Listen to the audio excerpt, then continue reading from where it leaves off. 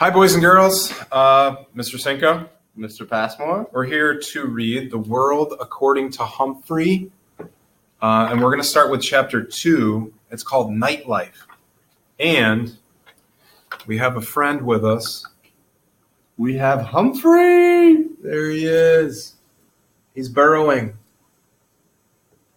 So, Chapter 2 starts on page 8. Here we go. For the rest of the day, I felt sad, sad, sad. You look sad, Humphrey, Golden Miranda said when she was cleaning my cage right before lunch. According to the chart, Ms. Mack had left. It was her turn to take care of me. Thank goodness. Miranda was the best cage cleaner and never said, yuck. She put on throwaway gloves, then cleaned my potty corner, changed my bedding, gave me fresh water, and finally, oh joy, gave me fresh grain, some lettuce, and mealworms. This will make you happy, she said, as she slipped me the special treat she'd brought from home, cauliflower. Naturally, Miranda had good taste. I promptly saved it in my cheek pouch until I could store it in my sleeping house. Hamsters like to stash food for the future. After my cage was taken care of, I felt well enough to observe Mrs. Brisbane more carefully. Now, Miss Mack was tall, wore bright blouses, short skirts, and high shoes. She wore bracelets that jingled, she spoke in a loud voice, and waved her arms and walked all around the room when she talked. Mrs. Brisbane, on the other hand, was short with short gray hair. She wore dark clothes and flat shoes, and she didn't jingle-jangle at all. She spoke in a voice just loud enough to hear and sat at her desk or stood at the chalkboard when she taught. No wonder I was feeling drowsy after lunch. All that nice food and all that soft talking.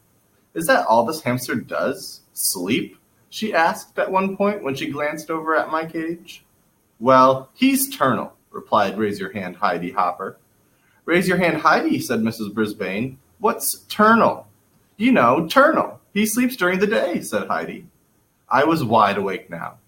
Nocturnal, I squeaked. Hamsters are nocturnal. Oh, you mean nocturnal, said Mrs. Brisbane, almost as if she had understood me. She turned and wrote the word on the board. Can anyone else name an animal that's nocturnal? Owl, said Heidi. Raise your hand, Heidi, said Mrs. Brisbane. But that is correct. An owl is nocturnal. Anyone else? A voice shouted out, My dad! Mrs. Brisbane looked around. Who said that? He did. AJ. Garth Tugwell pointed at AJ. Both boys sat at the table nearest to my cage. What about your dad? Mrs. Brisbane asked. AJ squirmed in his seat. Well, my mom always says my dad is nocturnal because he stays up so late watching TV. Stop giggling, Gail. Stop giggling, Gail, and a few other students snickered. Mrs. Brisbane didn't crack a smile. Her use of the word is correct, she said, though technically humans are not nocturnal. Any others? Eventually, the class came up with more names of nocturnal animals like bats and coyotes and possums, and Mrs. Brisbane said that the class would be learning more about animal habits later in the year. If she'd just look at me, she could learn a lot. But I noticed for the rest of the day that Mrs. Brisbane stayed far away from my cage, as if I had a disease or something. She read a mighty fine story to us in the afternoon, though, in fact, I couldn't get back to my nap afterward. It was about a scary house, and these scratching noises, and a ghost! Thump, thump, thump, the ghost came down the hall. Oh, I had shivers and I had quivers. I have to say, Mrs. Brisbane knows how to read a story. Her voice changed, and her eyes got wide, and I forgot about her gray hair and her dark suit. To squeak the truth, my fur was on end. The story had a funny ending because it turned out the ghost wasn't a ghost at all. It was an owl. At the end of the story, everybody laughed, even Mrs. Brisbane. I was beginning to think that life with this new teacher wouldn't be so bad. But I changed my mind when the bell rang at the end of the day, and all my classmates raced out of the room, leaving me alone with her. She erased the chalkboard and gathered up her papers. I could tell that we'd be going home soon. Suddenly, I began to worry. What if Mrs. Brisbane lived in a scary house with spooky noises and a thumping ghost? Or even worse, what if Mrs. Brisbane had a scary pet, like a dog? My mind was racing as fast as I was spinning my wheel when she finally approached and looked down at me, frowning. "Well, you're on your own now," she said. With that, she closed the blinds and walked away. But I heard her mutter, "Rodent," under her breath. She left the classroom and closed the door.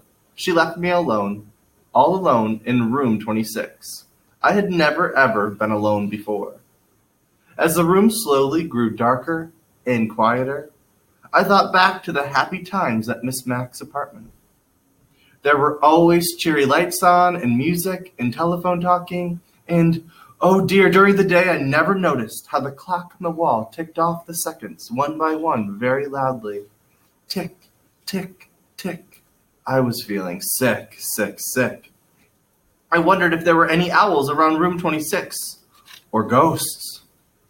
I tried to pass the time by writing in my notebook about Petorama and my days at Mrs. Mack's apartment. Writing took my mind off my jittery nerves, but eventually my writing paw began to ache and I had to stop my scratchings.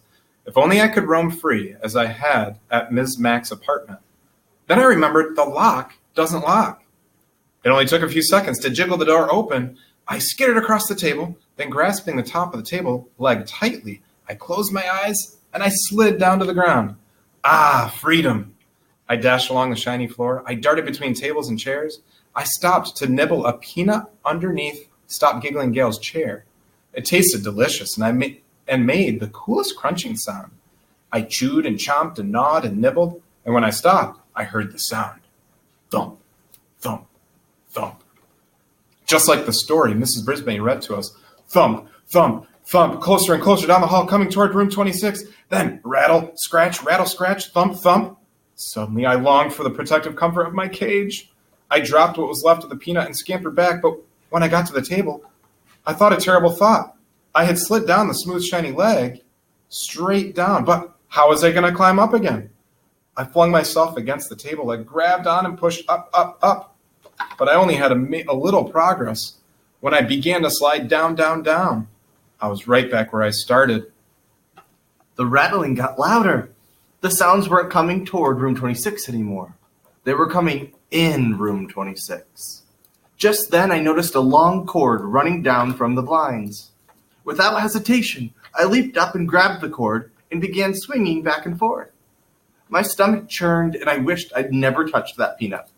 But with each swing, I got a little higher off the ground.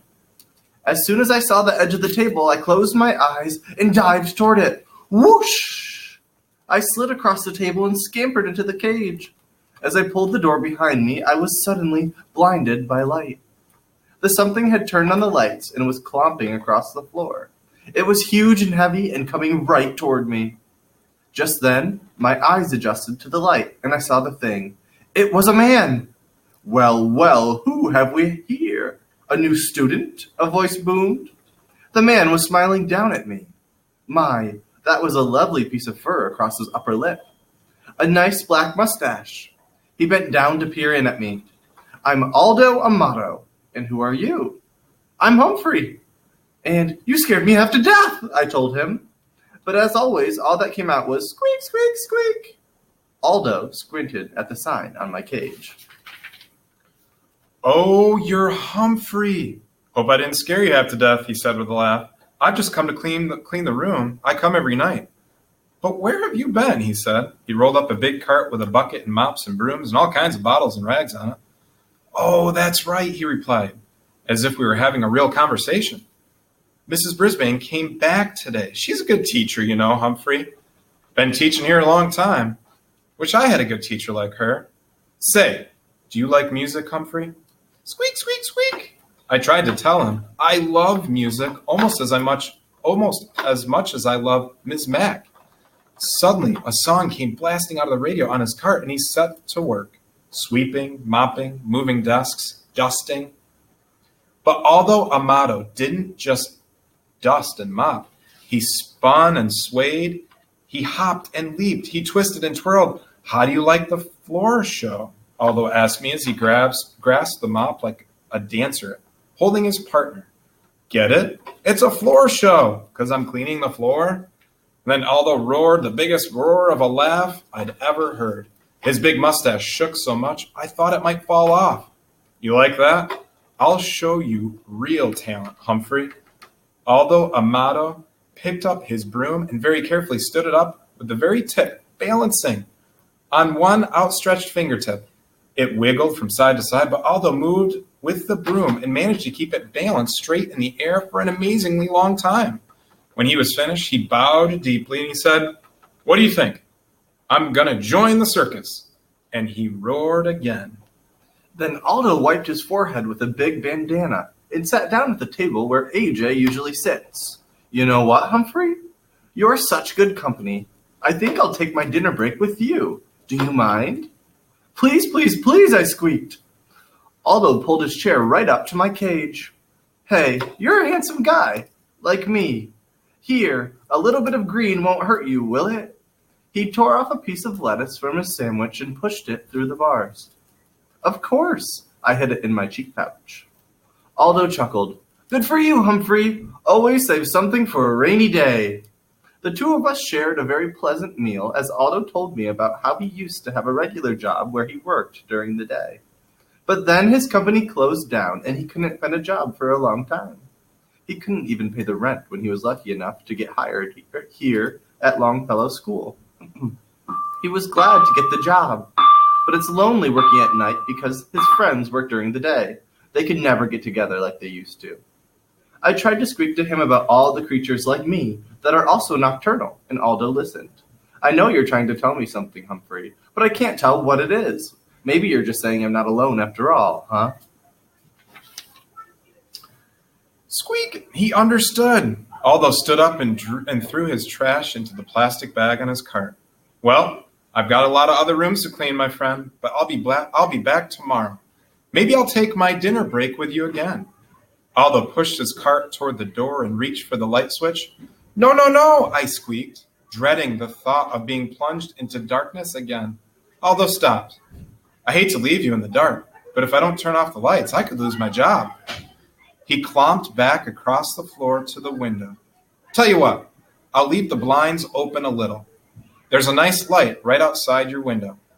After he turned off the lights and left, I chomped on the lettuce I'd saved and basked in the warm glow of the streetlight and my new friendship with Aldo. Tip number 2. Hamsters are not picky about their food and eat very little.